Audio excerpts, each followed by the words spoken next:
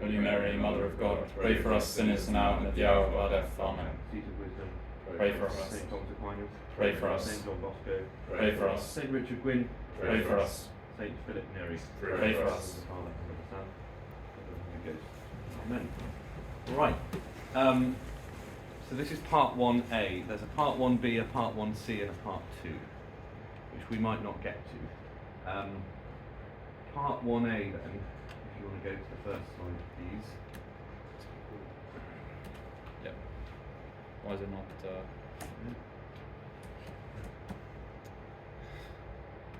Bit.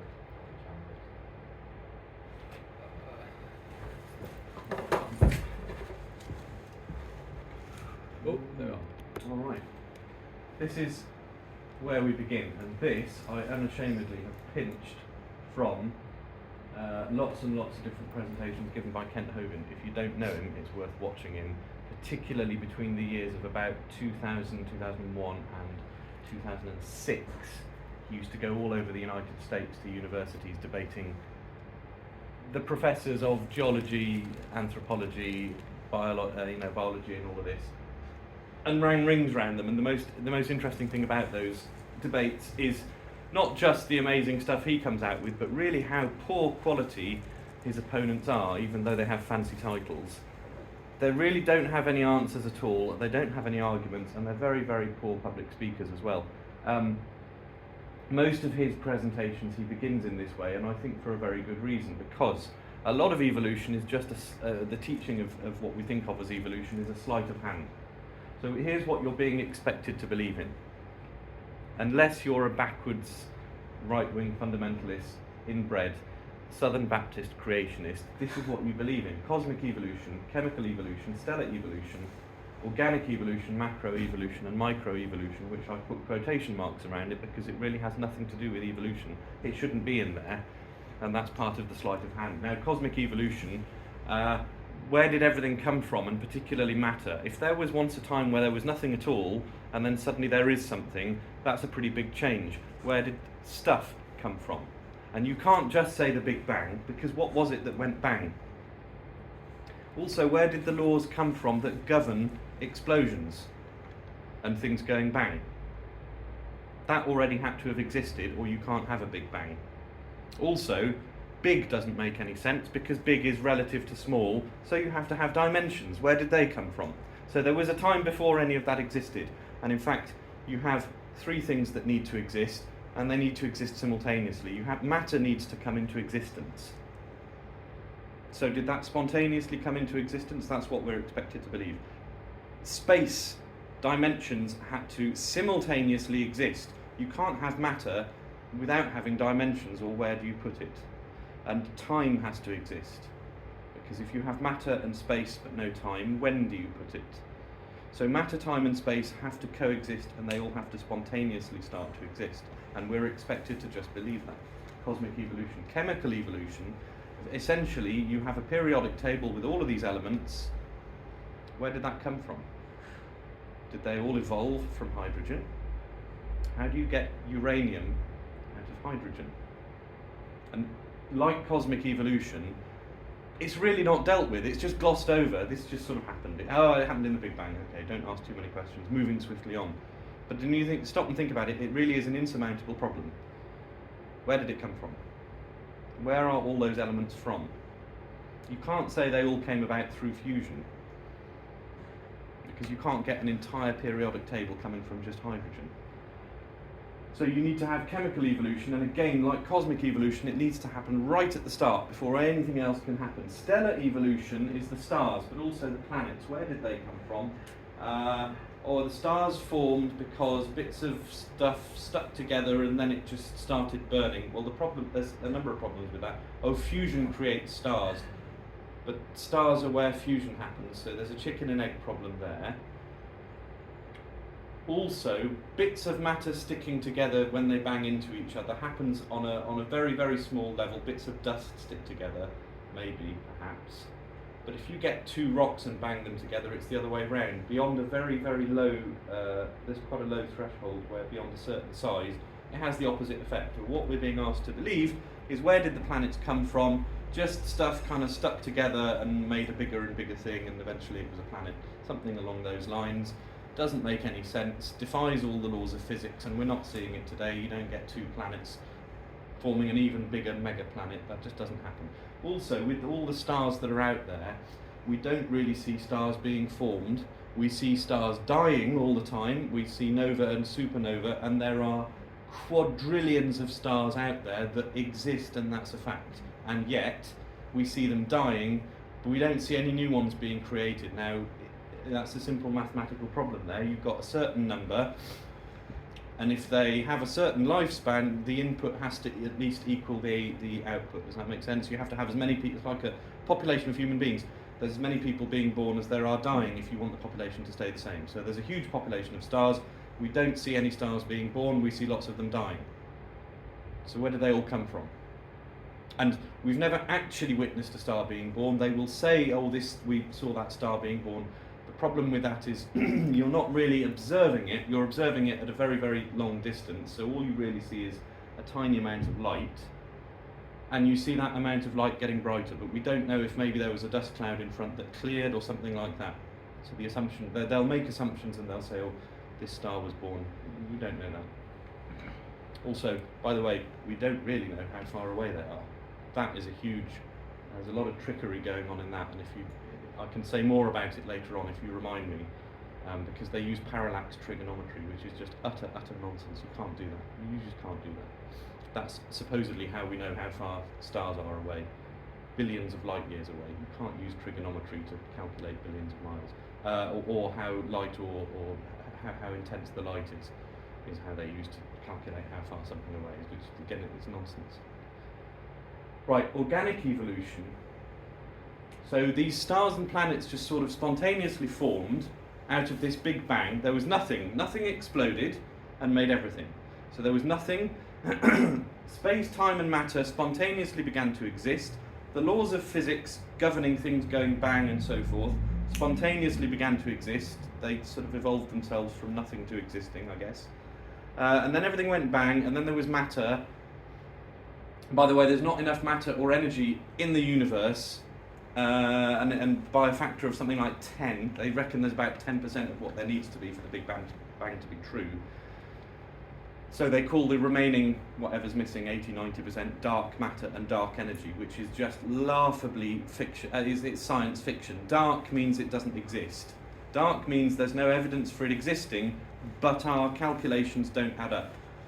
It's like having a big deficit in your bank account and telling your bank manager that the remaining £500,000, the remaining 500 million of investors' money, well, it's dark money, yes? FTX. It's dark. It's there. You just can't see it. Okay. Otherwise things don't add up. Yeah. And so the Earth was one of these. The sun presumably came about somehow. Lots of hydrogen spontaneously got itself together and started combusting, and there's the sun. No explanation for how that happens, and we've never observed it. But it must have happened, because otherwise we need to believe that somebody created it. And the Earth was this fiery molten rock, and then it cooled down and it rained on the rocks for millions of years. Kent Hovind, it rained on the rocks for millions of years and turned them into soup, and the soup came alive. That's basically it. That's what he said. But he's right. He's right. Prebiotic soup, from which life started. You can't put water and rock and get life out of it. If you have inorganic material, non-living material, how do you get living material out of non-living material? And the sleight of hand that goes on there, and it applies to a lot of these other things, is, oh, it happened over billions of years. Well, the science of logic tells you that if something doesn't happen, waiting a very, very, very long time doesn't help you. It still won't happen. Alchemy doesn't work. You can't turn lead into gold. Well, maybe if we wait 4.65 billion years, the lead will turn into gold. It still won't happen. So where did actual living cells come from? There's an experiment I'll come to maybe later on called the Miller-Urey experiment, where they tried to prove that. It was done in the 1950s. Reports of it are massively exaggerated. It really didn't work. All it showed is just how many problems had to be overcome. And it's never been repeated since. In fact, every time they've tried to repeat it, they just encounter even more problems than they realised the first time. So you can't get living matter from non-living matter, that's just how it is, okay? And then macroevolution is where living things turn into other living things.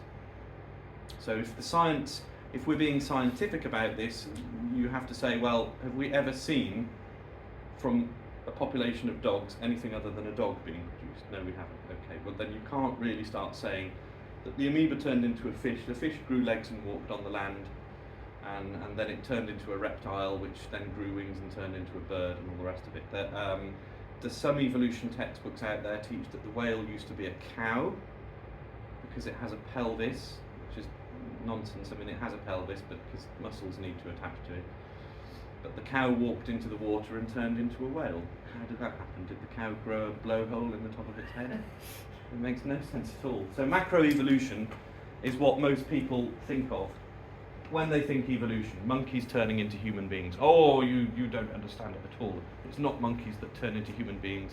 It's monkeys had the same ancestor as human beings. Well, okay, how is that significantly different to monkeys turning into human beings? And microevolution. What's meant by microevolution is variation within a kind, which is to say we understand more now that we understand genetics, but I think people already understood this. Dogs are the best example because a lot of breeds of dogs, maybe even most breeds of dogs, I don't know, are man-made. And so you have a big gene pool within dogs, okay? And you select part of that gene pool you're breeding for, let's say, size. The Chihuahua is a great example because it's so teeny tiny, it's minuscule, it's a completely man-made dog, it's useless. It wouldn't survive 5 minutes in the wild and it serves no useful purpose, it's like a little toy, that's it. Okay, but how do we get there? Somebody over the years took the smallest and bred them and took the smallest of those and bred them. So you're selecting a slice for smallness. That's all you're selecting for. It's a man-made selection for smallness until you get a dog that's very small. Or a dog that's very big, like a Great Dane. Or a dog that's very fast, like a greyhound. But in fact, by the time you reach there, you're swimming in the shallow end of the gene pool. You don't have as much genetic information. And in fact, what you find is, with animals like that, they have all sorts of other problems. Greyhounds are very fast, but they have problems with their joints, they don't live as long, they're not as resistant, etc., etc., etc. Okay, so microevolution is just variation within a kind. I'll give you another example. If you, let's say you had a population of dogs, and you let's say you're a dog breeder, you have a large population, and you move, I don't know, somewhere very warm and sunny, let's say the Sahara Desert. What probably would happen is the dogs with long hair wouldn't do so well, and the dogs with short hair would thrive, okay? And so before long you'd have a population of short-haired dogs. But if you were to go and live in the North Pole, Greenland or somewhere like that, it would be the other way around. You'd expect the ones with long hair to do really well and the short-haired ones not to do so well because it's very cold. But the long hair and short hair are both present in the gene pool, okay? So you're just taking something that's already there. That's microevolution, and I think evolution, it's not really evolution at all. It's variation within that kind of animal, within the gene pool. And it has nothing at all to do with these other 5 things. Why is it there? Because very often in the textbook and in biology lessons and in the popular media as well, microevolution will be the one which people, they can give tons of examples of this and they'll say, see, that proves that it's true. And so it's a sleight of hand. They get you to, this obviously is happening, therefore the other things are happening as well. Okay, and unless you've really stopped and thought about it, it's very difficult off the top of your head to say, hold on a minute, there's something essentially different between variation within a kind. Getting long-haired and short-haired dogs, if you breed dogs enough, will they eventually turn into a horse? That's what's being suggested. Okay? Alright, so this is scientific, but it's just not evolution. These other 3 are purely fictional. They're a little better than a religion, really. But that's what we're being asked to believe. That makes sense so far? Okay, alright, let's go on, next slide. I won't spend so long on all the other ones. So the first thing I want to do then is just hammer this point that evolution is not scientific. It's not a part of science and it has no business being taught in any science lesson, in any biology lesson. David Cameron, I think, in 2014 passed a law in this country making it illegal for creationism or creation or a creator or anything like that to be taught in schools as part of a science lesson. If I were to do this in a school, as long as it's not on the timetable as science, I wouldn't be technically breaking the law. But that shows where we're at, really. But it's not scientific. Those are the two. I think Merriam-Webster is very popular in America, and the Oxford English Dictionary. I've highlighted the bits. Notice it's about data, observation, experiment and testing. These are the physical sciences, and I think already we took a wrong turn a few hundred years ago by assuming that a thing has to be measurable in order to exist. But when we're talking about the physical sciences, that's generally what is accepted. Okay, so with evolution, if in order to be scientific, it has to be observable. Have we ever observed two animals breeding and producing a different animal? We never have. It's never been observed. Okay, it's not measurable. What's the experiment that demonstrates evolution? There isn't one. There isn't one. There's no experiment that demonstrates the Big Bang. There's no experiment that demonstrates macroevolution. So it's not scientific. And yeah, when you're talking about the physical sciences, that it presupposes something that's there in front of you now that you can test and experiment. What we're talking about here is the past. The past no longer exists. The past isn't here. Okay? You can crush up bits of rock and put it in a test tube and run various tests on it, but that's rock that exists right now in front of us. The past no longer exists.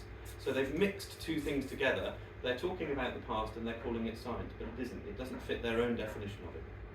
Okay? All right, let's go on, please. Right. There we go. Those are my questions then. When has evolution ever been observed and by whom? What is the experiment which demonstrates evolution? By what means has the hypothesis of evolution ever been tested? And by, if it's not falsifiable, then it's not a fair playing field really, because you have to accept it. They've never proved it, so you can't disprove it. Well, you can, but you understand what I'm saying. When and by what means has evolution ever been measured? How do we measure it? We can't measure it. Does the past exist, and can it be the object of a physical science? I would arguably say the answer is no.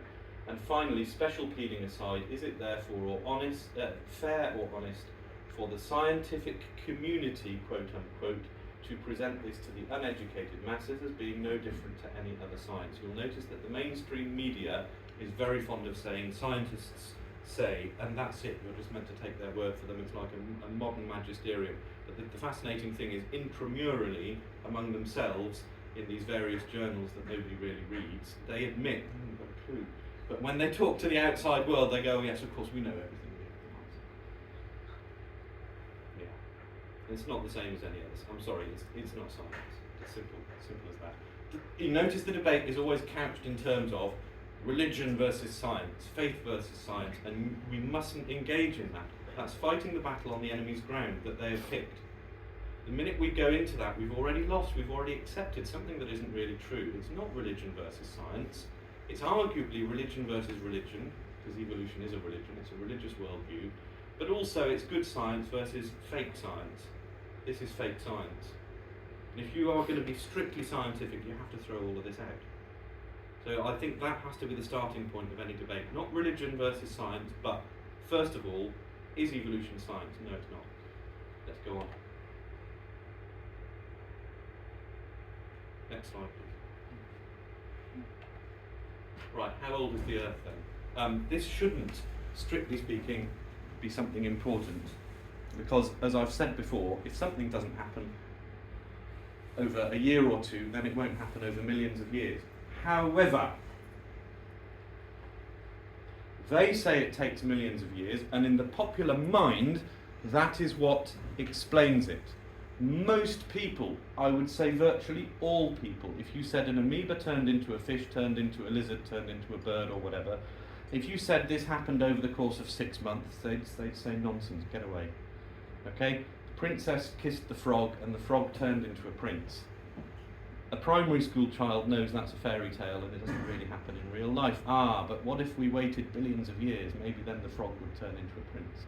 Most people believe it because of the billions of years, which is magic dust that makes the impossible happen. Why? Because the mind boggles. You can't possibly begin to imagine billions of years. You can't really even imagine a million years, to be honest. Try and picture a million years in your mind.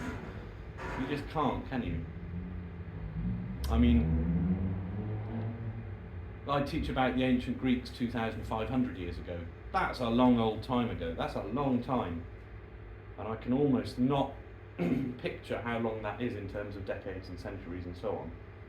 But a lot of people would say, oh, that's nothing at all, because they're used to thinking in terms of billions of years. But in fact, it is a long time. 2,500 years is a long time. It's just scrambled our concept of time. And it's also, it's the cover by which all of these fallacies can slip through, because if it's a long time, it must maybe be true. Let's go on, please. All right. These, I think, are the main proofs then for how old the Earth is. If you can prove scientifically, first of all, evolution isn't science, but secondly, that the Earth is very young, you're going to cut off the error at its source. First of all, evolution can't happen. Well, it can't happen anyway, but even they will admit that it can't happen within a short time frame. Secondly, we don't have to deal with all this nonsense about theistic evolution and maybe God did it, but he used evolution or whatever. No. Stop. None of that is true, because the Earth is very young. Right, how do they prove that the Earth is old? The geological column, they use that to prove the age of the Earth. Fossils, they use that to prove the age of the Earth. And radiometric dating. Those are the main three, I would think. Okay? And there we go. There's the geological column then. This is what it's supposed to look like. That's from a University of Michigan textbook. I just did a Google search. But pretty much any textbook that deals with it looks something like that. Okay. Points to note, lots of different names of all the different eras, and then different fossils. These are called index fossils. That's how you tell what era it is. In fact, you'll be surprised to hear that the different layers of rock don't come in different colours like that, but quite a lot of them are limestone. Which is why you need index fossils, because if you were to hand a piece of limestone to a geologist and say to him, is this 100 million year old Jurassic limestone or 500, 600 million year old Cambrian limestone, he can't tell because it's limestone. He'll say, well, what fossils were found in it? That's how they tell how old it is, supposedly. But it's, again, various people have said this. Kent Hovind always says this, something like 80%, 85% of the Earth's surface that we know of doesn't contain three of these layers in the right order. And in fact, the only place where all of these layers exist in that order is in a textbook. Out there, this just doesn't happen. It doesn't happen. So it's already a bit of a myth. Okay? But this is how they get their, well, it's one of the ways that they get their millions and billions of years. Okay, next slide please. Okay, there we go. So first of all, we're asked to believe that each of these layers are laid down over millions of years each, and therefore when you see the thing, it's billions of years old. But there are plenty of places, these are two that I just came across, again from a quick search on the internet. Were all of those layers laid down over millions of years each? Or were they all laid down in one go as mud in some kind of big flood, and then before they hardened into rock, they were folded back on each other? Which of the two does that suggest? Does that suggest a long time period, billions of years, millions between each layer, or does it suggest all in one go with a lot of force in a big cataclysmic flood? I just don't see a way around that. Did the layers fall upwards as they got added to it? It doesn't work, does it? Same thing with this. You see this, there's quite a few different places where you see layers that do all sorts of things. They go sideways, they go right back on top of each other. Charles Darwin, incidentally, this is what got him going on evolution when he went on his voyage on the Beagle. He says, and he's writing about it afterwards, and I don't know how much he's romanticised his own biography, but he says that when he set sail on the Beagle, he believed in God and the Bible and so on. He was a Protestant, but anyway, he went on the Beagle in, I think, 1836, was it? And he took with him some books to read. By the way, he was a complete loser. He didn't have a job, he couldn't hold down a job, and I think his father pulled strings for him and got him this job on the Beagle, which was unpaid. it just provided board and lodging. But I mean, imagine it was a sloop. It's quite a small ship. Board and lodging on board a ship like that is a teeny cramped cabin and horrible food in those days, like meat that was going off and very salty and biscuits with weevils in them. But at least it kept him occupied for a year. One of the books that he took with him was Charles Lyell's Principles of Geology, and Charles Lyell himself was using the work of James Hutton from the late 1700s, and both of them they claimed to be theists, but the term atheist didn't exist back then. Nobody claimed to be an atheist back then. If you were a theist, that's 1800 talk for being an atheist. Okay, you don't believe. It means, oh, I concede maybe that God exists, but that's it. There's no Bible, there's no religion, there's no nothing. It's basically the equivalent of being an atheist today. And Lyell, in his book Principles of Geology, openly says that his task is to free science from Moses. In other words, prove to everybody that the Bible is wrong. And that's the book that Darwin read. And he says that that is what made him lose his belief in God. So he starts with this. The layers of rock are millions of years old each, and they were formed over a very long period of time, using what's known as uniformitarianism. Uniformitarianism really means the assumption that when you see something happening slowly today, it must have always been happening slowly. Okay? Lyell, I think, went to France. He went to the Auvergne, which is a very remote region in central France, and he went to this gorge, this valley gorge with a little river in the bottom of it, and observed, oh, the river is depositing sediment at a rate of, I don't know, half an inch a year, say, something like that. And the sides of the gorge are like half a mile deep, therefore it must have taken millions of years, etc. Well, it's a faulty assumption, because you don't know that it's always been happening at the same rate. What if there was a big cataclysmic event that changed everything in one go? Okay? Next slide, please. Okay, polystrate fossils. These are fossils that run through lots and lots and lots of different layers. They're tree trunks. Supposedly, each of these layers is millions of years old. Okay, polystrate just means lots of different layers. It's a many-layered fossil, is what that means. And the tree trunks, sometimes they're upside down.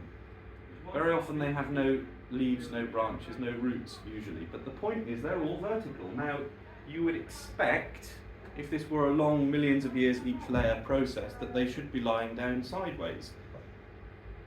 Because when that tree first was inserted into the layers, why didn't it fall over? Why didn't it rot away? You're telling me it stood upright for millions of years with all the elements, it didn't rot away, getting rained on and all the rest of it, and it didn't fall over. How do you explain that? I have yet to see an explanation from a millions of years, billions of years geologist. By the way, most geologists are billions of years because you don't get a job otherwise. That's basically how it works. But these aren't rare things. They're all over the place, all over the world. Joggins, I think I've got that wrong. It's not Pennsylvania, USA. It's Nova Scotia, Canada. There's another place in Pennsylvania called Specimen Ridge, where they've just got these layers and they've got loads of fossils and lots of polystrate fossils in there. This is, I forget where from. Next, please. Tennessee. You can see here there's a layer of coal. This happens quite a lot. Lots of different layers, and the fossil will become whatever that layer is. So you'll get a tree trunk running through. One of those layers will be coal, and the tree trunk will have turned into coal during that time. And we're told the coal and oil take millions of years to form. No, they don't. That can happen very easily. What's required is pressure, not time. This is from France. Same thing. Each of these layers is millions of years old. Why didn't they fall over? You can't answer it. I think that, if nothing else, polystrate fossils disprove the geological column. If that were the only evidence I could bring, that would be enough, but there is more. Next, please. Okay. Who invented the layers? Isn't that Lyell? Charles Lyell, yes, Yeah. I said that already. Charles Lyell is the Principles of Geology. He's the one who came up with, but really James Hutton, who was a Scotsman, was the first one. Yeah. Okay. As evidence, what does their presence suggest? This is it. If you're being scientific, you have to look at the evidence and say, were those layers all deposited in one go or very slowly over time? And the only answer is they were all deposited in one go. And that suggests a big cataclysmic event such as a flood. And because they're found all over the world, that would have to be a worldwide flood. But because that's in the Bible, it's automatically ruled out of court. Now, which is totally illogical if you think about it. It shouldn't matter whether it's in the Bible or not. Okay? If there's evidence for a flood, then there's evidence for a flood. Whether the Bible happens to say that as well or not. By the way, it's not just the Bible that talks about a worldwide flood. Every single culture well, not every single culture, but lots and lots and lots of different cultures in the world, they all have a flood myth. The ancient Greeks had a flood myth. The Hawaiians had a story about how a man called Nubu built the great canoe, and then the gods flooded the world, and he put all the animals on the canoe. You'd be amazed. South America, the Maasai tribes in Kenya have a story about how this chap built a big raft. But the details vary, and how many human beings there were vary, and the name of the chap. But essentially, it's the same story. The Hawaiian flood myth even has the bit about the rainbow at the end. And Hawaii, I mean, they didn't have contact with the Jews. It's in the middle of the Pacific, for goodness sake. But so I think there is evidence for a flood, but I'm getting a little bit off topic. Even if we were to say, okay, we don't know, but it seems to be, I think that's fairly convincing. Right, next slide, please. All right, this is how polystrate fossils are actually formed. This is Mount St. Helens in the very top left corner of the United States, Washington State. There is a volcano which erupted around 1981, not long before I was born.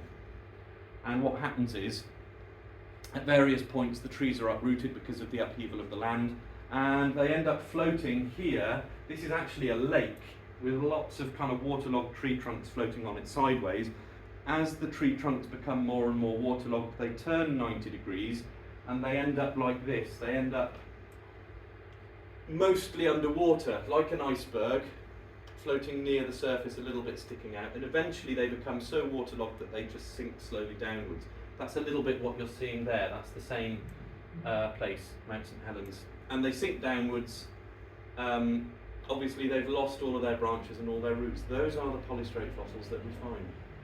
But like Mount St. Helens, you see, there was a huge upheaval in the ground, and lots of layers of sediment deposited all in one go.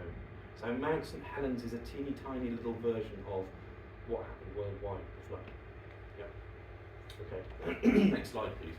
This I just thought I'd mention in passing. Sedimentology.fr is a chap called Gilberto, who in the 80s did what everybody else should have done and did actual scientific experiments on how layers are deposited, and he found that they're not even deposited one layer on top of the other. That's not true.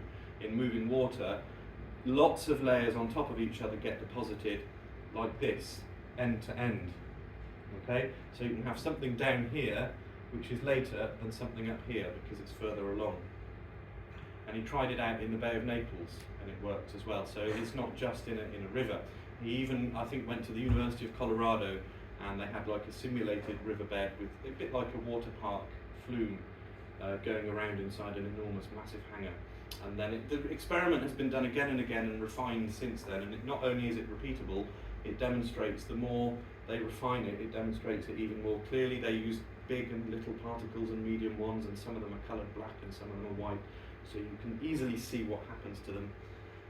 And you end up with something like this, different layers being deposited just from randomly dumping a load of them mixed in together into water. They will separate themselves out. Next slide, please. Okay, this is Grand Canyon. This is probably the most iconic example of what we're talking about. If you're a tourist there, the signs will tell you it took millions and billions and gorillions of years, and the tour guides will tell you the same thing.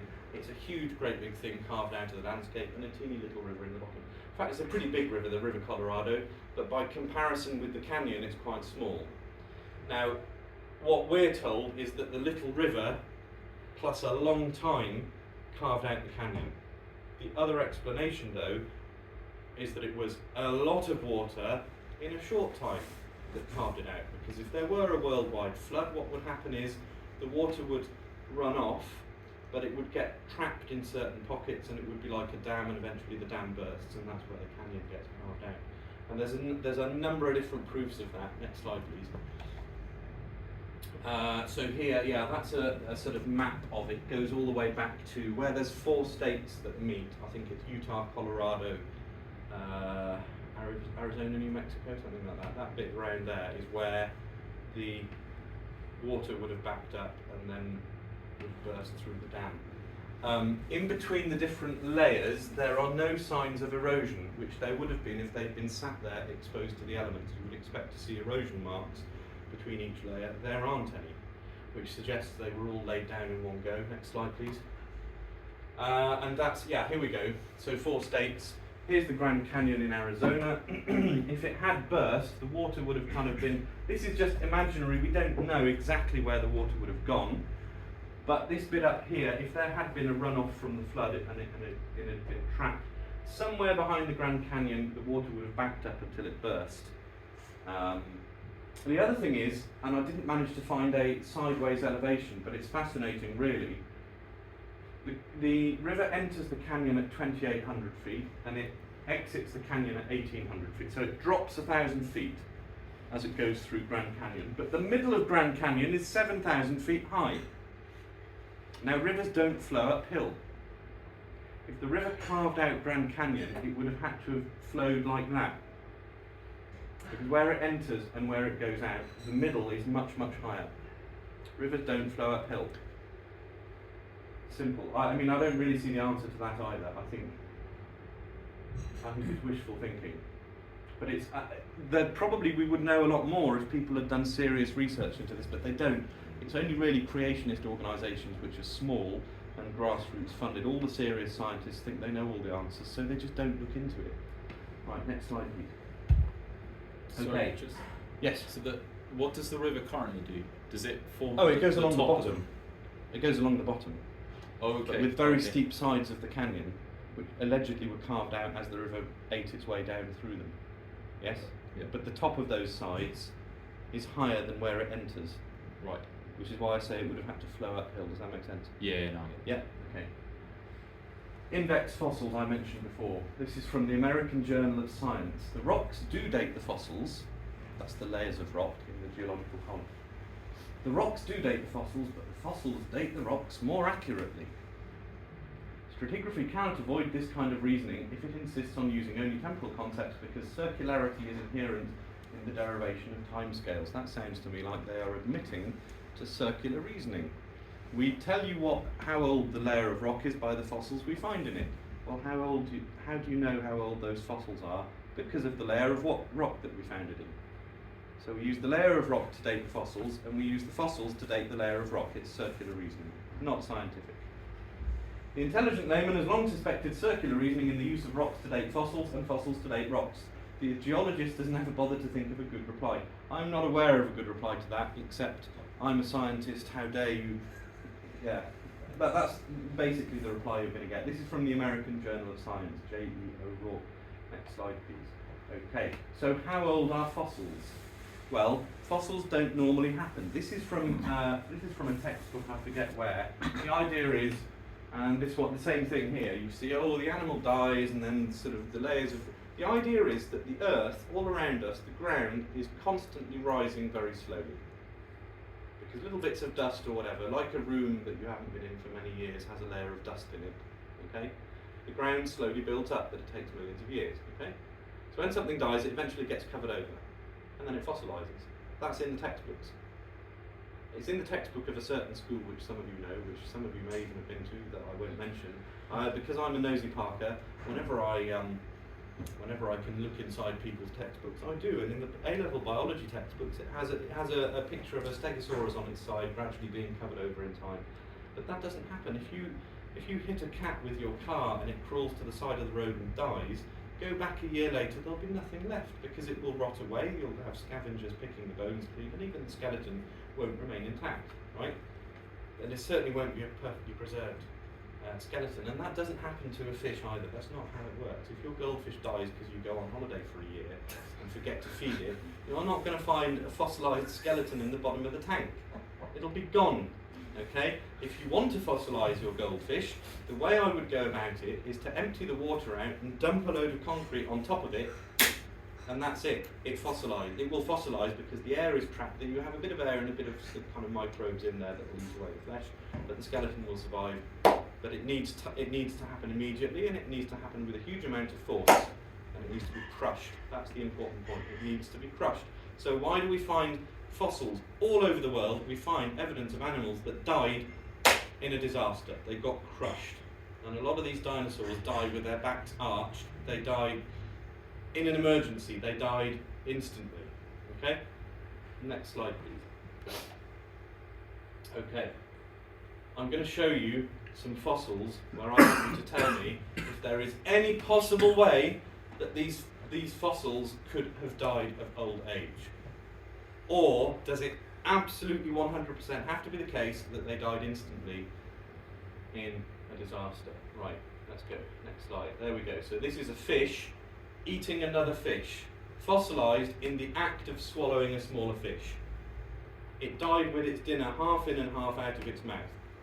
Did they die of old age, or did that happen instantly? Right, next slide, please. Oh look, there's another fish, fossilized, eating another fish.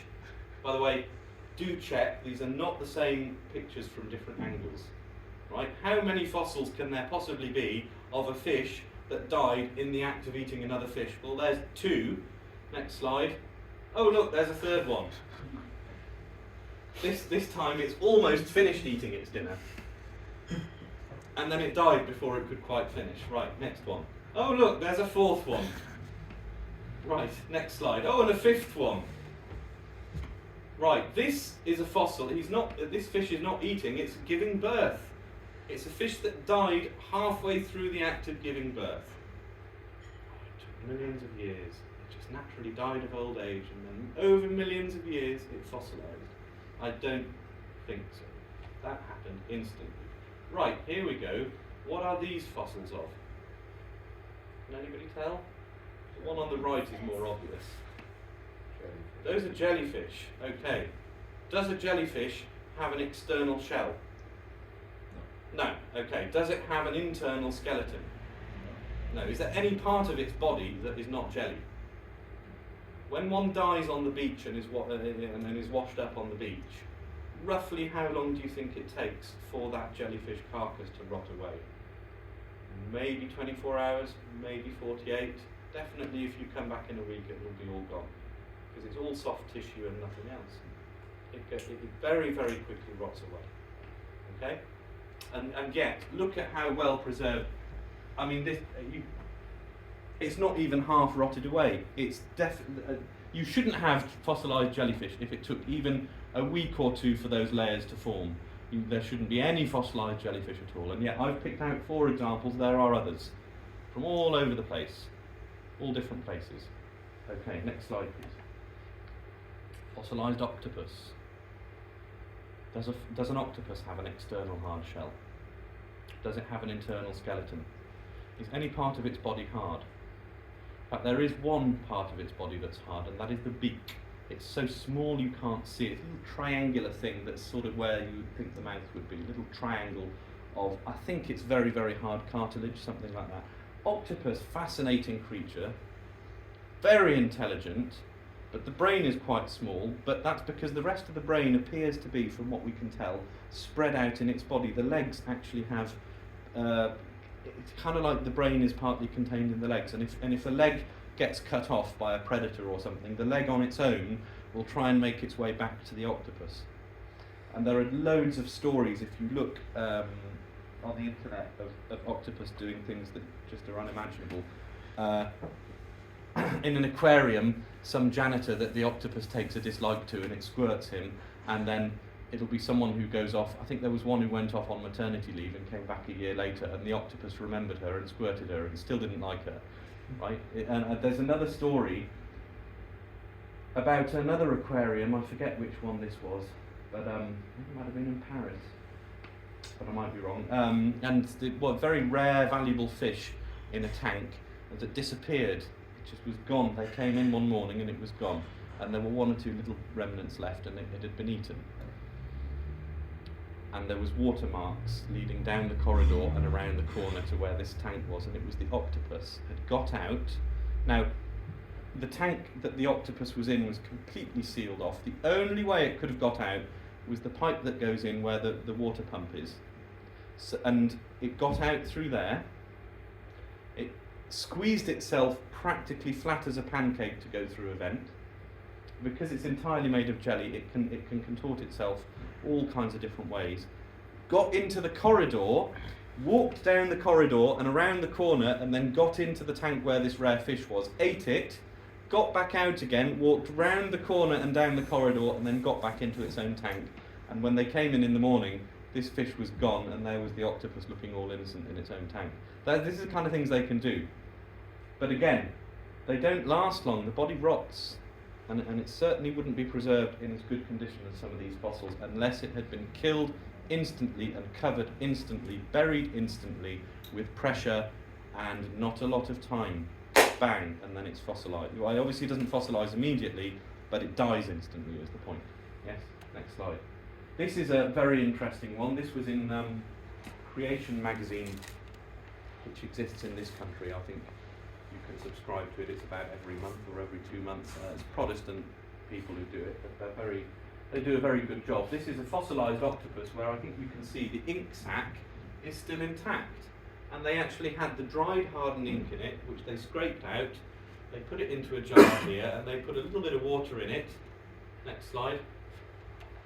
And they painted a picture of the octopus using the original ink from the octopus, which allegedly, so we are told, is millions and millions of years old ink. Now I ask you, is that ink really millions of years old? None of this makes any sense, but you'll notice that they don't bother trying to address it, they just pretend it doesn't exist, which is why most people aren't aware of fossilised jellyfish, most people aren't aware of fossilised octopus or polystrate fossils or any of that stuff, which just doesn't exist. Because then we can claim with our authority that we know scientifically millions of years. Okay, next slide. Right, this is a coin. I don't know if you can see it. The date on it here is 1744. It was a Dutch ship which sank off the coast of South Africa. You'll notice it's entirely encased in rock. So petrification and fossilisation does not take millions of years. There are loads of examples, and we could talk about it all day. I could fill hundreds of slides if I wanted to, but you can go and have a look on the internet of very fast petrification, very fast fossilisation. So that coin, is maybe 250, 270, 80 years old, and it's completely encased in rock. It didn't take millions of years to happen. Next slide, please. Right, this is fascinating. That very clearly is a nut and bolt to me, that's a screw. You'll notice it's entirely enclosed in rock. Somebody has cut away a square hole so you can see it better, and it's entirely enclosed in rock. This was found in Russia, and the hilarious thing about it is watching them try to get around this, trying to explain it away, because unfortunately this made the news media, and then they had to explain it. So they've got two explanations. Next slide, please. Here we go. This is ancientorigins.net. Is this a 300 million year old screw, or is it just a fossilised sea creature? The problem is the layer of rock it was found in was 300 million years old on the geological column. So that's a bit of a problem. We've now got a 300 million year old screw. So, first serious explanation, you've guessed it, aliens left it behind. And you'll find this all over. The second explanation, it's not really a screw, it's not really a nut and bolt at all, it's a sea creature. Does that look like a sea creature to you? I'll show you the sea creature it's a, I'll even mention it here. It's in Russia. Let's see. When they came across the strange object, in a layer of rock between 300 and 320 million years old. Okay, a 1-inch screw. Oh, so it's a sea creature which measures exactly 1 inch. It's a very human measurement for a sea creature. Oh, also, the aliens use inches apparently. Right, next slide, please. This is Daily Mail. There we go. Good old Daily Mail, Science and Tech. Is this a 300 million year old screw? But scientists say it's just a fossilised sea creature. You notice the one explanation, which never occurs to them for 1 second, is that they've got the age of the rock wrong. There's absolutely no way that could be the case. Next slide, please. Metro. I apologise for the multicoloured. Yes. Could this 300 million year old screw be proof of aliens? People read this, and this is serious stuff apparently. This is what people read on the tube on the way into work. 300 million year old screw left by aliens, right, which happens to be 1 inch long. This is another one that was found in China this time. That's the actual bit of metal there with the screw thread. That's the kind of hollow that it left behind. It's not actually coal, it's rock. I don't know why it's black coloured. Next slide, please. That's the sea creature. Crinoid, is it that they call it? Now, I get it. There's a superficial resemblance because it has these sort of long things with little ridges on them, kind of a tail thing there. But I mean, really, that's what we're being asked to believe. That screw, which is exactly 1 inch long, and even has a kind of hexagonal bolt end on it. Apparently, it's just one of these, part of it. Right. Next slide. Oh look, there's a fossilised hammer. Maybe the aliens left that behind as well. Or maybe that's really a sea creature and it just happens to look like a hammer. Right, next slide please. That's a petrified hat. It's a trilby. This one is very interesting. It was in a mine that closed down in the United States. So we know roughly how old it is. I think the mine closed, let me get this right, the mine closed in the 40s, 50s, and somebody went back in, I think, the 80s. So over the course of not very long, maybe 30 years maximum, somebody obviously left his hat behind, and the water dripped on it, and the water contained sediment, probably limestone sediment. And eventually what happens is the hat rots away, but the sediment that's gone into the material remains. So what you're left with is a stone hat. But it took a couple of decades to form. No more than that. Next slide, please. Partly fossilised revolver. Yeah, next slide.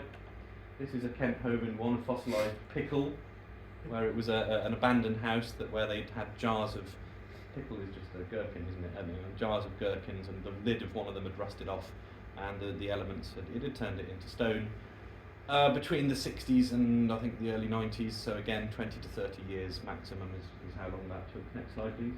Right, the Lincoln Memorial in Washington DC. Now this was built between 1940 and 1922. I use this because not only does fossilisation and petrification take far less time than you're led to believe, stalagmites and stalactites, it's the same story. If you go on a guided tour of the caves in some part of the country, the tour guide will tell you, don't touch the stalactites. They're hundreds of millions of years old. They take millions of years to form. Next slide. These are stalactites underneath the Lincoln Memorial, which was built 100 years ago. Notice, by the way, that those two gentlemen are dressed. This is not a recent photograph. People don't wear bow ties and Homburg hats anymore the way that chap's dressed. Okay, so that's a photo taken in, I would guess, the 50s maybe. Maybe, again, maximum 30 years. So this can happen in a decade or two. Brilliant. Next slide, please. Okay. The coelacanth. Right. Now, here is Wikipedia. By the way, Wikipedia, in case you haven't guessed, is evangelically atheist. Right? It's more reliable on certain other topics, it really depends. But anything to do with geology, evolution, science versus creation, anything like that, don't expect even an attempt at a balanced opinion from them. They are evangelically atheist and evolutionists, so I'm quoting them as a hostile source. Coelacanths, which are related to lungfishes and tetrapods, were believed to have become extinct at the end of the Cretaceous period. On the 23rd of December 1938, the first Latimeria specimen was found off the coast of East Africa on the Chiluma River. Okay, its discovery 66 million years after its supposed extinction makes the coelacanth the best known example of a Lazarus taxon, an evolutionary line that seems to have disappeared from the fossil record only to reappear much later.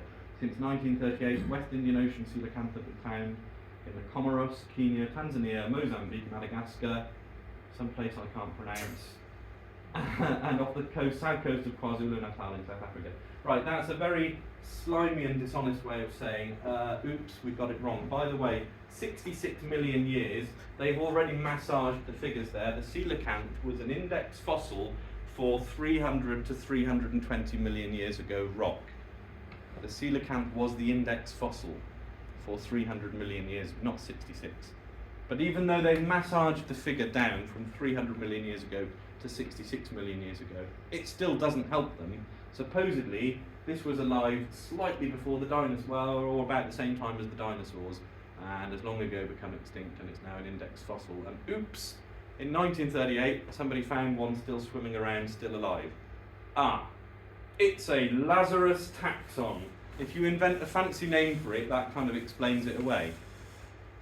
So again, notice the one thing that never occurs to them is that the time scale is wrong. It has to be, oh, it's been alive for millions of years. Must be. They can't explain it. I think the reason that nobody noticed it, by the way, I'm told that coelacanth doesn't taste very nice. You can eat it, but it tastes of muddy water, so people aren't going to fish a lot of them, and there's not that many of them around. And if a fisherman drags up a net full of fish, unless you happen to be involved in geology or evolution or whatever, you wouldn't necessarily spot it, would you? So it makes you wonder how many more of these index fossils are still alive out there, and nobody necessarily is going to spot them. So yeah, there we go. An index fossil, 300 million years, still alive. A living fossil from eons past, 2020. That's 2019, November 2019, 3 years ago. That article. It's been swimming in our oceans for around 360 million years, is what it says in that article. Next slide, please. Okay, so fossils. We've done layers of rock, fossils, radiometric dating is the other thing that they prove the age of the Earth, and the way that this works is as follows. The sun's rays strike the atmosphere and certain carbon molecules are turned into carbon-14, but a very small percentage, and it's highly unstable, it's radioactive and it breaks down. It has a half-life supposedly of I think 5,700 years, is that right? Okay, and then of course plants take in carbon. Animals take in carbon by breathing and by eating the plants, and we eat the animals that eat the plants, and we also eat the plants and we also breathe. Okay, and the body just counts it as carbon, doesn't matter whether it's carbon or carbon-14. Normal carbon is 12. Okay, so therefore there's a certain amount in the atmosphere, there's the same amount in the plants, there's the same amount in us. Therefore we can measure how much is missing and tell how old something is because it has a radioactive half-life. That's the theory. There's a number of problems with it. Right, next slide. It's another explanation how this works. So it's the sun's rays that create carbon-14 in the atmosphere, okay, in the upper atmosphere. Next slide. Same thing essentially. Is there anything if I haven't explained that properly, please ask. Is there anything that's in any way unclear about it or that we need to go into? Okay, next slide. All right, so let's say, I think the proportion is something like 0.000075%. So therefore, in my body right now should also be 0.0000075% carbon-14. Therefore, if you find a dead body and it's got half that amount, you say, well, the half-life is 5,700 years, therefore these remains are 5,700 years old. That's how it's meant to work. Okay, next slide, please. There we go. And then a quarter of the amount means it's 11,000 and a half years old. An eighth, 17,000 years. 1/16 of the amount, 23,000 years. 1/32 the amount, and so on. And then after that, not very much, because there's so little to begin with that by that point you can hardly measure it. Incidentally, even that will only take you to, 20,000, maybe if you were to double it, 50,000 years. And so, not millions of years. But anyway, all right, next slide. So the problem is this. You have to assume, we know how much is in the atmosphere now. How much was there in the atmosphere 2,000 years ago, 5,000 years ago? We don't know. You're measuring not how much there is present, how much carbon-14 is present.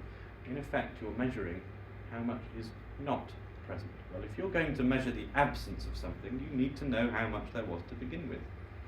And the problem is, if the Earth were young, then the rate would be increasing. If you put a brand new Earth in front of a brand new sun, how much carbon-14 would be in the atmosphere? None at all. And the moment the sun's rays strike the atmosphere, it would start increasing, wouldn't it? The man who invented this, discovered this was after the Second World War, Hiroshima and Nagasaki, and then there were various nuclear tests going on in the late 40s, early 50s, and that it was as a result of that. Okay, and they assumed there's a point called saturation point where the new carbon-14 being created in the upper atmosphere is equal to the amount decaying through half-life, and it doesn't increase anymore. A little bit like filling a barrel full of water with holes in the bottom. As you fill it up, the rate of it being filled up will decrease until you're putting in water at the same time that it's flowing out and it stays level. Yes? Hello. So, saturation point, I think he calculated, is going to be after about 30,000 years we'll reach saturation point. Okay? Then he said, well, we know that the Earth is more than 30,000 years old, therefore we can just take that as read. We're going to assume that it's been at the saturation point for a long time. The problem is that was in the 50s. Now we know, I think there's a certain amount of evidence that the amount is still increasing, so that's a problem for them. If the Earth were young, you wouldn't expect to find as much carbon-14 in something from a few thousand years ago, would you? So in effect, it's circular reasoning. Because in order to prove that the Earth is old, you need to assume that the Earth is old, okay?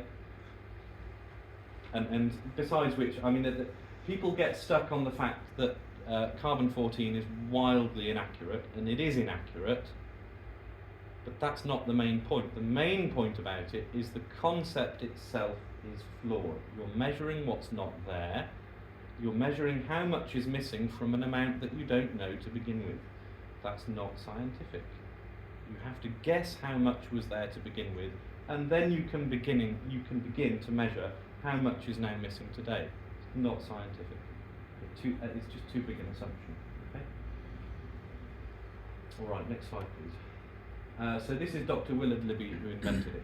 These are his assumptions. How much was in the Earth's atmosphere? Has it reached the point of equilibrium, saturation yet? Yes, and too long ago to matter are his assumptions.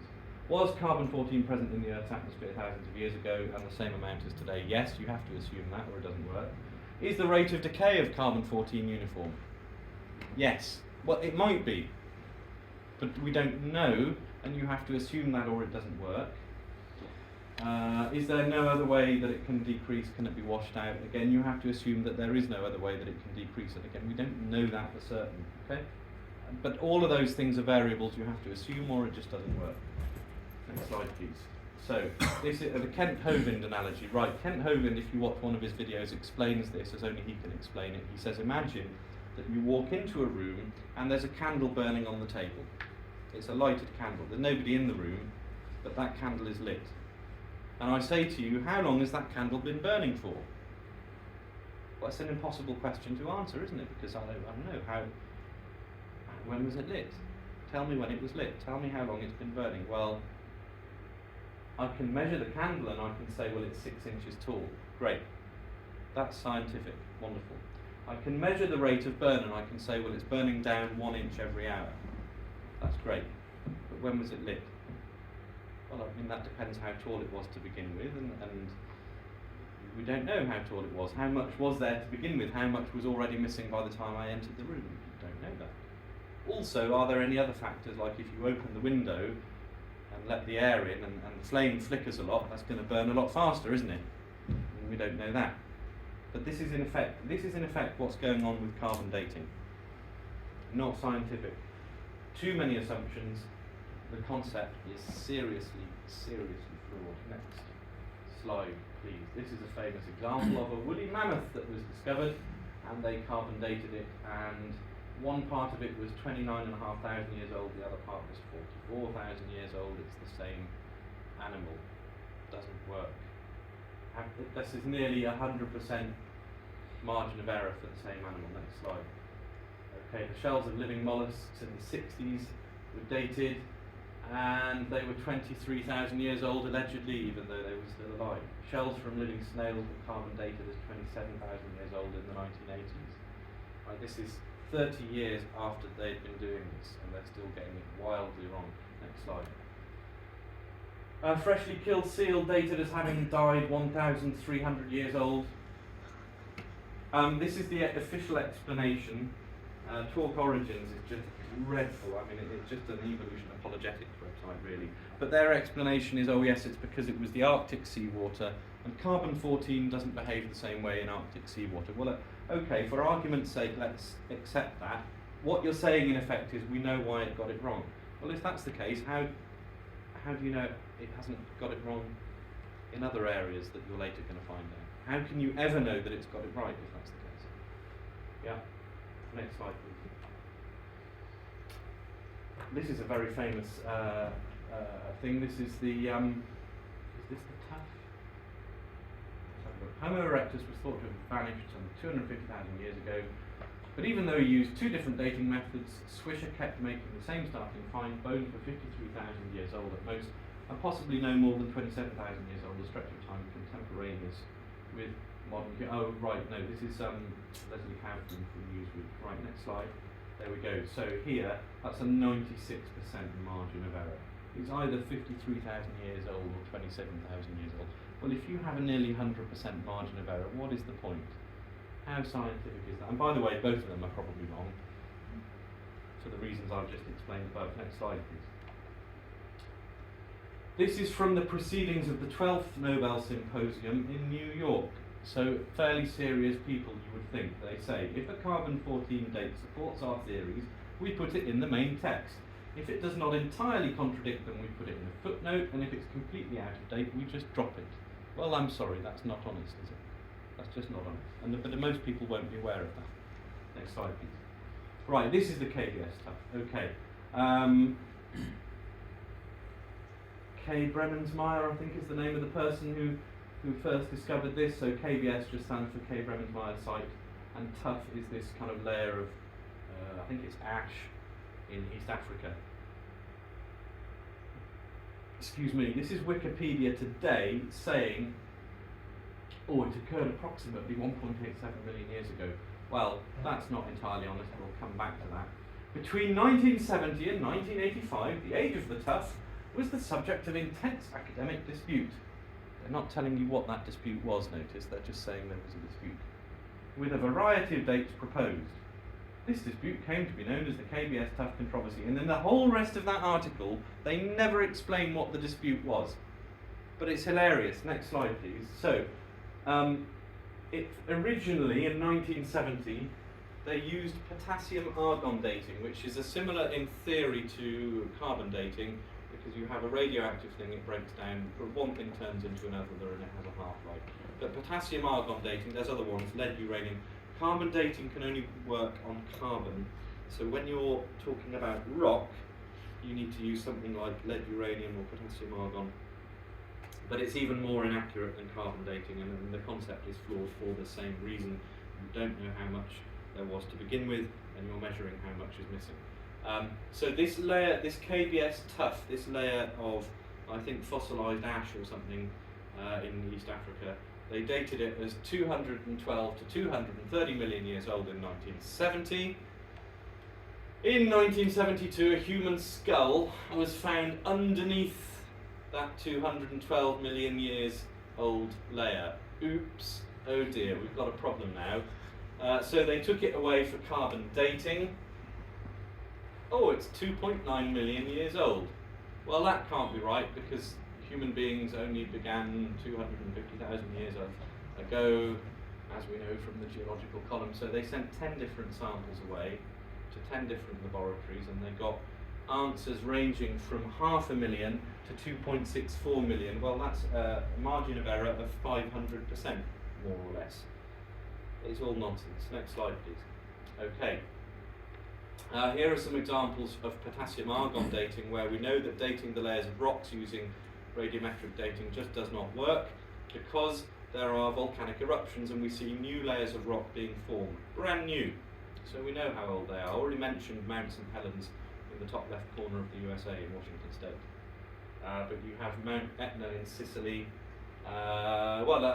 Pompeii, Mount Vesuvius we know is about 2,000 years old, Mount Etna in the 1970s. St. Helens in Washington, I mentioned that's about 40 odd years ago. Okay, Hawaii, 1959, we know how old those layers of rocks are. People observed them being laid down, and every single time they try to use this method on them, it comes up with results that aren't just wrong, they're wildly wrong, they're not even close. Brand new layers of rock that we saw forming, and it'll say 500 million years old. Well, at that point you just have to throw that method out, because it clearly doesn't work, it's not even close. Next slide, please. Yeah, same thing. Yeah. When an object of known age is dated using radiometric dating, the results are totally unreliable and frequently wrong, and sometimes, usually by a very, very wide margin. But, next slide. Whenever an object of unknown age is dated using radiometric dating, the results are assumed to be totally accurate. Again, is that scientific? No, it is not. Next slide, please. Right, so there we go. That's the three main things that give us the age of the Earth. The geological column, fossils and radiometric dating. Next. All wrong. Next, please. Okay. Evidence against an old Earth. Next slide. So, let me just go back one and introduce this properly.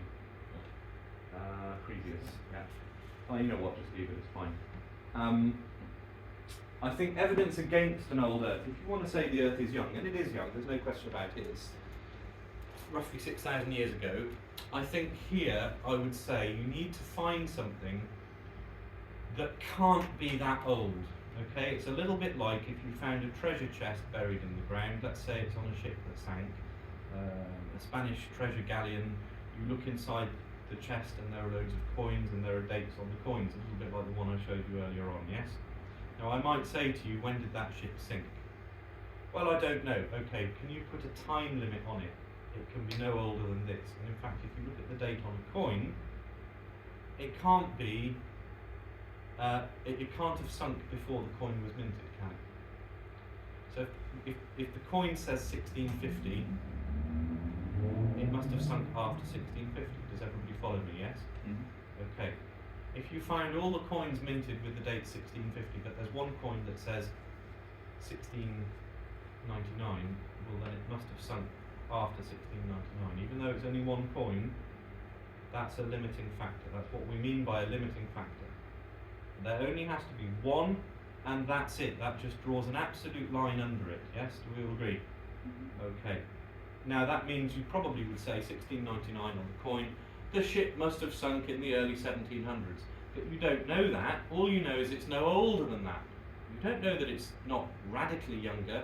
Maybe there's an eccentric Texas oil millionaire whose hobby is building replica Spanish galleons from the 1600s and filling them with replica coins, and unfortunately it sank in the 1990s, right? And that would be completely consistent. Maybe he's a collector of old coins or something. So it might be a lot more recent, but it can't be any older than that, yes? Right, what I'm going to show you now then are limiting factors. Next slide, please. So, the amount of sediment on the sea floor, it accumulates, we know that, it builds up over time. If it had been building up over time for 3 or 4 billion years, then it would have to be miles deep of sediment. And it just isn't. There's not enough sediment on the sea floor for the Earth to be billions of years old. I'm not aware of any explanation which gets them out of that problem. Okay? Next slide, please. The amount of salt water in the sea. Fascinating. Why is the sea salty? When the streams flow into the rivers, and the rivers flow into the oceans. Now, there's two types of salt for us today. There's rock salt and there's sea salt, right? In fact, they're the same thing. The rock salt is carried in by the river into the ocean. The water evaporates. Well, when you have water evaporating, it leaves the salt behind, doesn't it? When you have water evaporating, you just get pure water. But what it leaves behind is going to be there's going to be less water, and therefore there's going to be a higher salt concentration. So that's happening over time. The amount of salt in the oceans is accumulating. Very interesting as well. You get saltwater fish and freshwater fish, saltwater crocodiles and freshwater crocodiles. There's been a lot of experiments by people who do these things where they keep them in tanks. They'll take a freshwater animal, keep it in a tank of fresh water, and just add a little bit of salt over time, and it gets used to it, and by the end of its life it's become a saltwater version. And they can do the same thing the other way around. They put saltwater fish in a saltwater tank and they gradually lower the salt content, and it turns into a freshwater fish. It gets used to it. That's why you have two varieties of both. Originally, at the time of the flood, there would have been no salt in the oceans. All the world's oceans would have been just water. The salt has been accumulating over time. Okay? Because of the process of evaporation and so on. Now, there's not enough in there for it to be even 1 billion years old, or even half a billion years old. It would be way more salty than it is now. And people argue about the exact figure, the calculations, but it's not even close. It's not even a fraction of the time. The oceans to be as salty as they are, it can't even be, it's probably not even a million years old. I forget what the exact calculation is. Okay. Have I explained that properly? Any questions? All right, next slide, please. Comets. There's lots more from outer space I could talk about here, different planets that have magnetic cores, and they shouldn't because magnetism runs down over time. Anyway, but a comet is really simple to remember because a comet is mostly ice, I think. Does it even have like a little pebble in the centre of it, or is it solidly ice? I don't know. Anyway, the point is, you don't see a comet. The only reason we see it is because as it goes past the sun, that ice doesn't just turn into liquid, it goes into gas. It burns off, and that's why it has a tail. That's the only reason it's visible to us.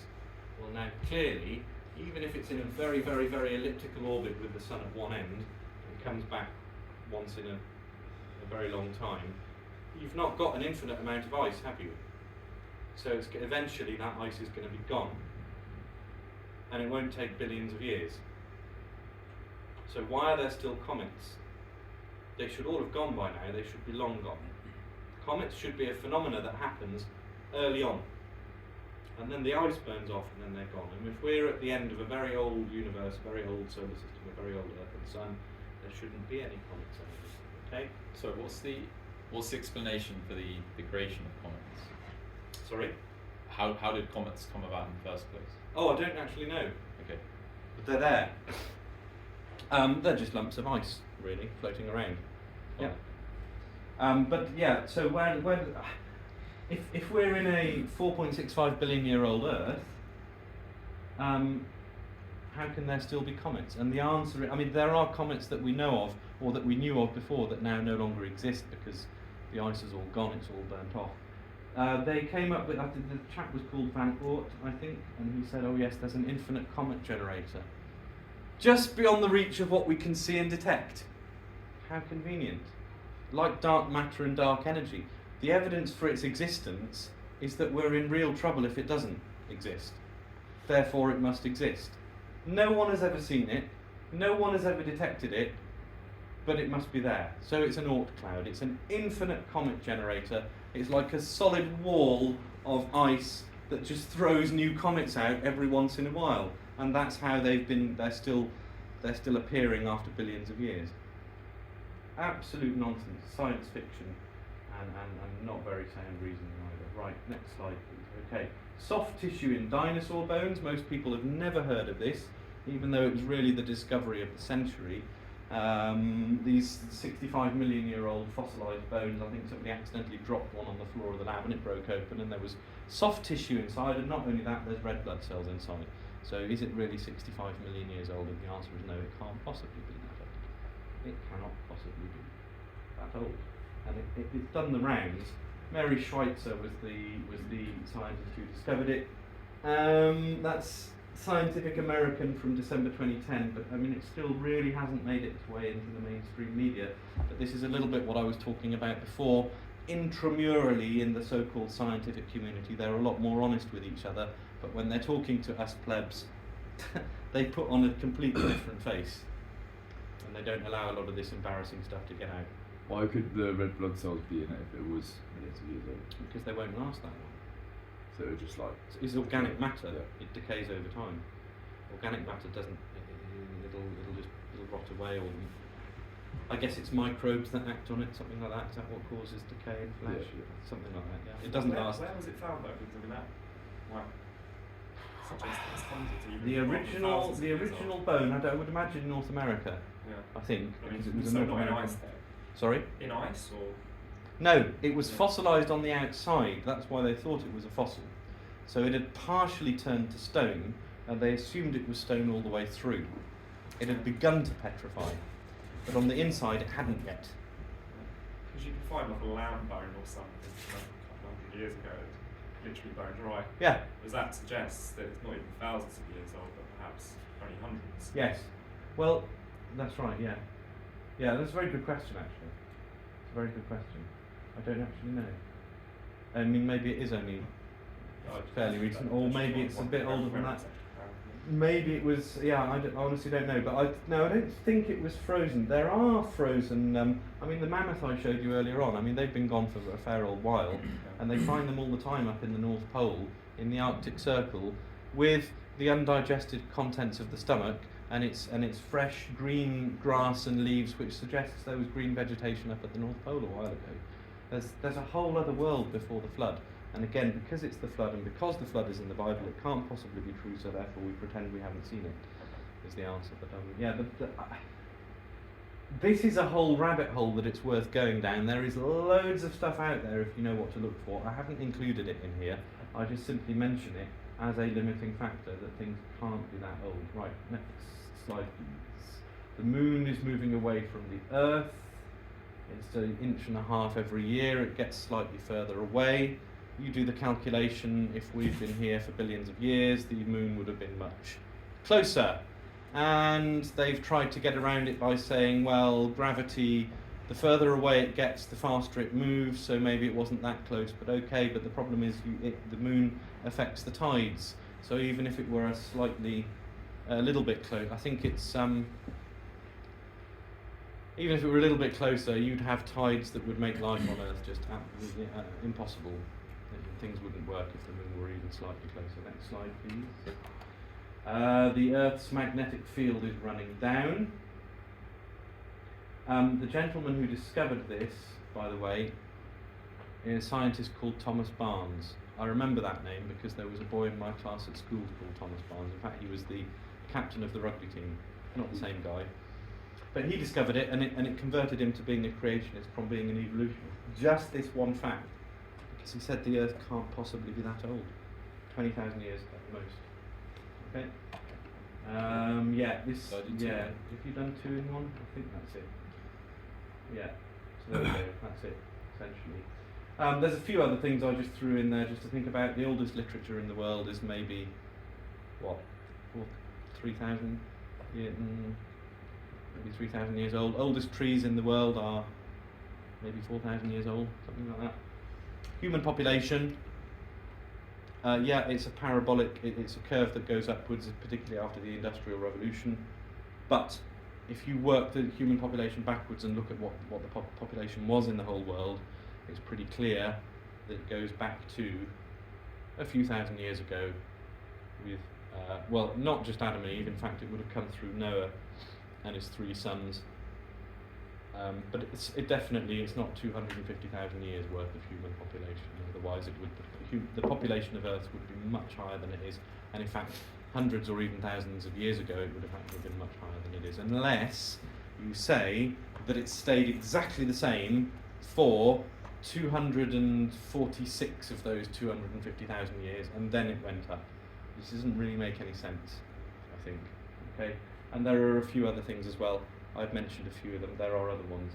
That's essentially it. I didn't finish the last slide with the comparison of the ages because I just didn't get around to finishing it.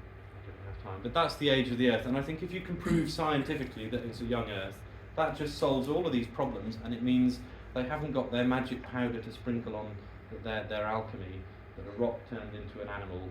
Well, maybe if we wait millions of years it would happen. Well, there aren't millions of years for you to. That's the only reason that they have that time scale, by the way, is to make that possible, to make you believe it. It's not possible with time or without time. But they need it for that reason. Right. Part 1A. Part 1B is, I think, we'd have a look at macroevolution and things changing and so forth. Okay? But I think I need a break first of all, certainly, in a few things, so I think we'll leave it there for the moment.